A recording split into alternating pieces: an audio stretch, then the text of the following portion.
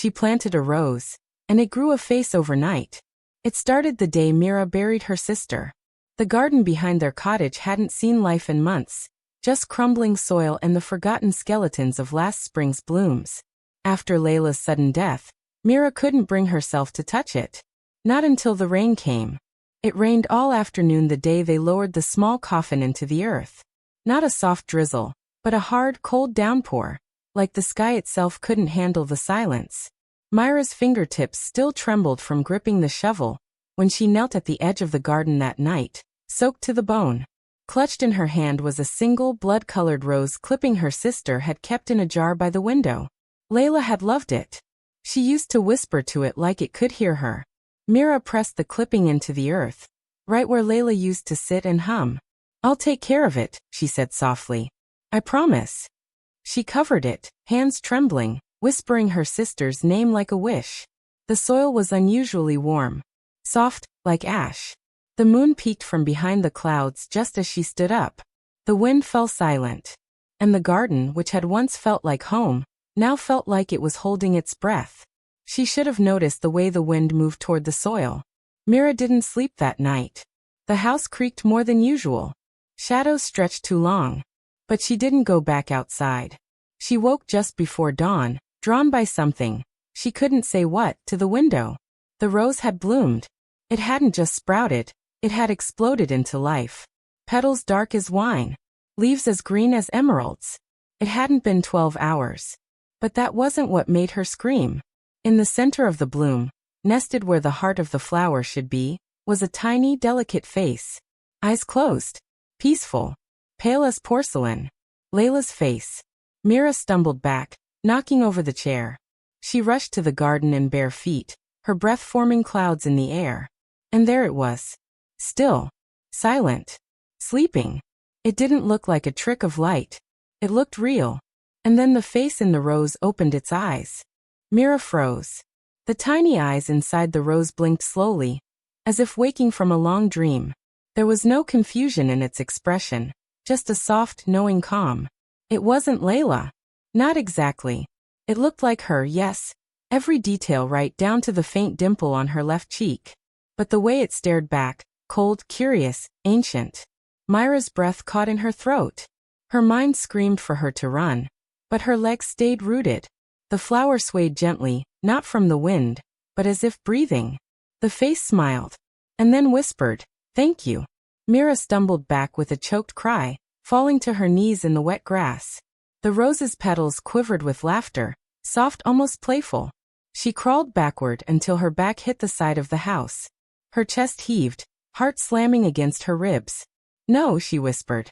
"This isn't real. This is a dream." The flower continued to sway, but it said nothing more. Later that day, Mira sat at the kitchen table, the front door bolted shut, curtains drawn. She held the kettle with both hands though the tea had long gone cold. She had tried to convince herself that she was hallucinating.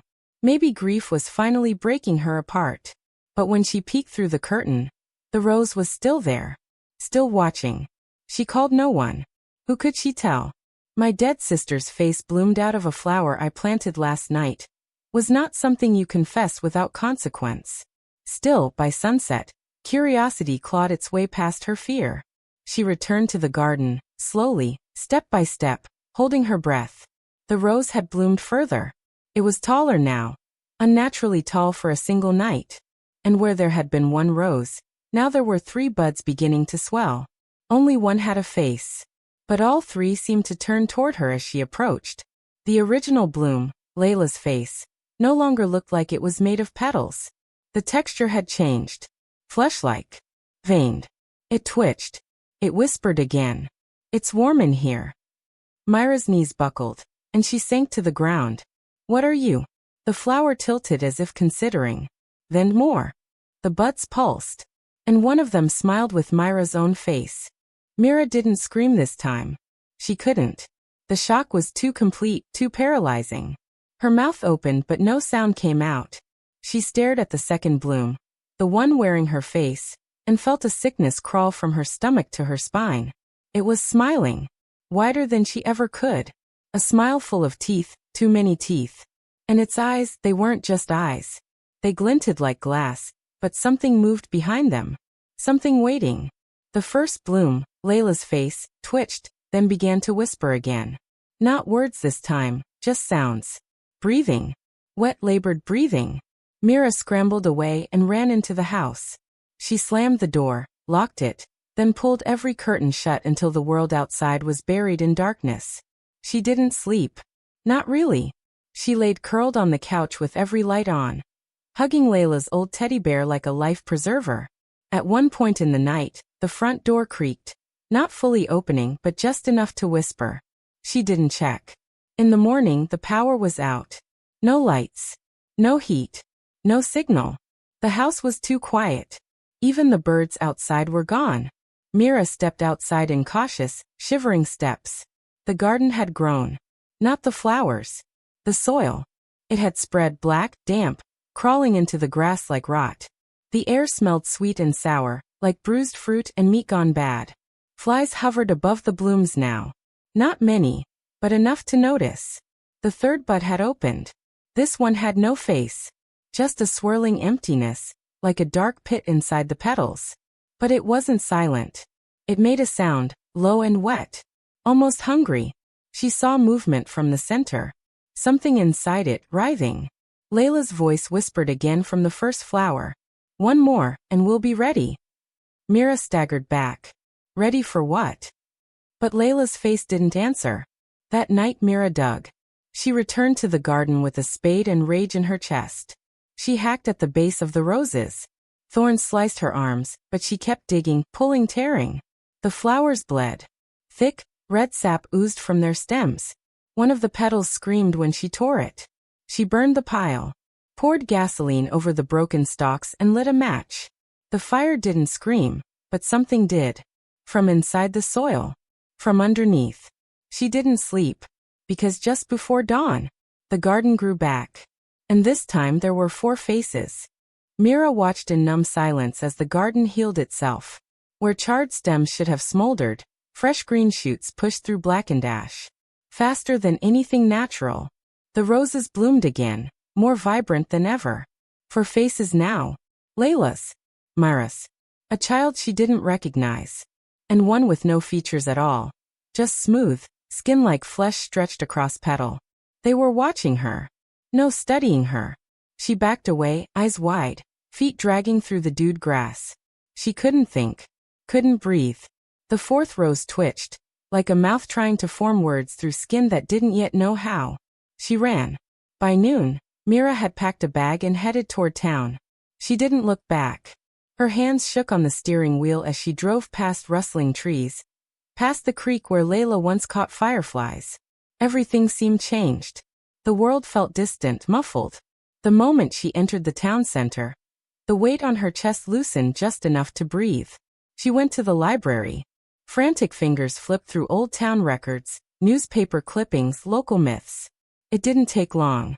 The Blooming Curse, an article dated 1894.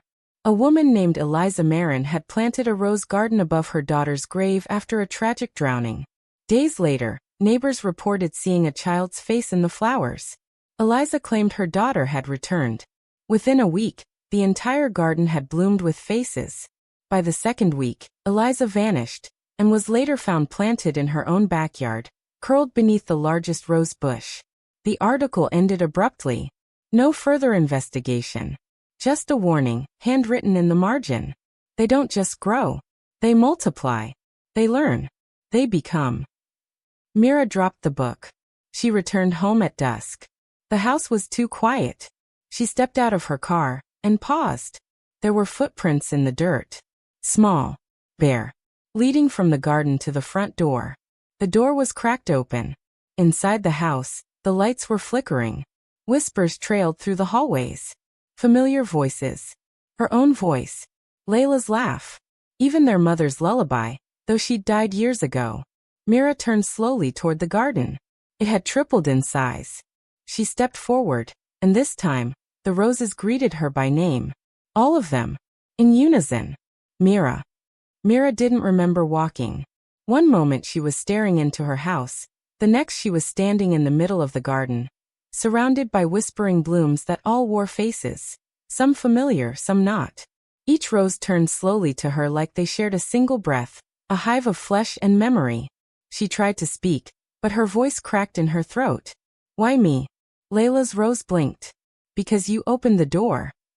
Mira shivered. I buried a clipping. That's all. No, Layla said. You buried a promise. Mira stepped back. You're not her. The face in the bloom stretched into a grin that reached too wide. We're more than her now. The ground pulsed beneath Myra's feet, soft and warm, like breathing soil. The other flowers began to whisper her name again. Mira. Mira. Over and over, overlapping like overlapping radio static. She turned to run, but the garden had shifted. The path to the house was gone, replaced by rows of blooming heads and petals.